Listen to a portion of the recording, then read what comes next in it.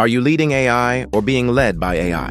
When people first meet AI, their reactions usually fall into two groups. One person says, "Will AI take my job?" Another person says, "Now I can focus on more valuable work." They are looking at the same AI, but one sees fear, and the other sees possibility. The difference is not AI's ability. The difference is our attitude, our questions, and the way we use AI. AI is no longer a tool, only for experts. It already helps us summarize meetings, draft reports, translate documents, organize data, write customer messages, prepare proposals, and create training materials. Work that once took a whole day can now be done in 1 or 2 hours. AI is clearly changing the speed of work, but faster work does not always mean better work. A polished report can still miss the key judgment. A smooth sentence can still miss the reality of the workplace. A good-looking document can still fail to lead to action. In the AI era, 3 types of people are emerging. First, people who ignore AI, even if they have experience. They may fall behind in the race for speed. Second, people who simply copy AI outputs. It may feel convenient at first, but they may lose their own thinking and judgment. Third, people who lead AI.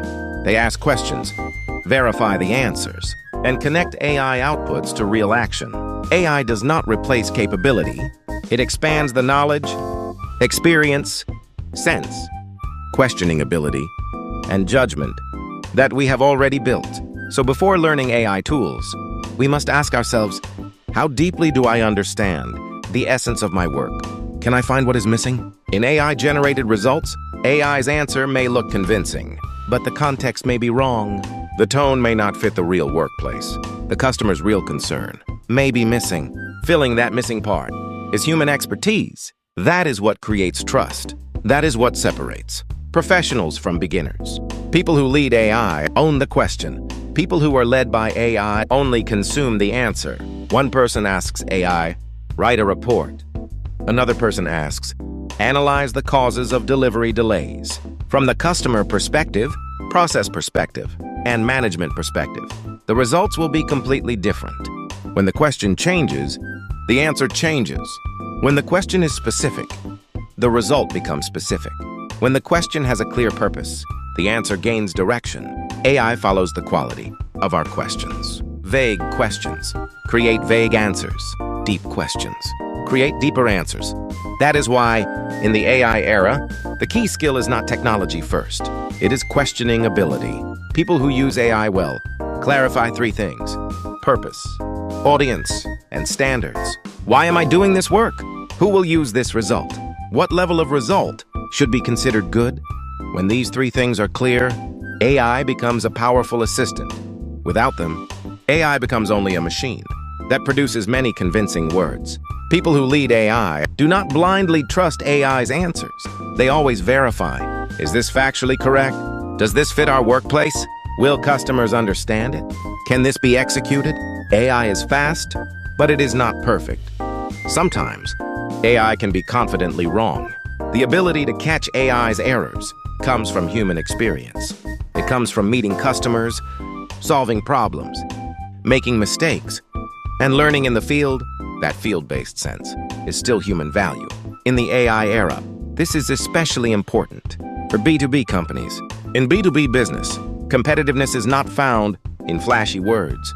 It is found in the field, understanding customer needs, keeping delivery promises, stabilizing quality, solving problems quickly, and building long-term trust. AI can support all of this, but AI cannot replace everything. AI can see data. Humans see context. AI can create drafts. Humans add sincerity and responsibility. AI increases speed. Humans set direction. AI can be our assistant, but AI cannot be the main character.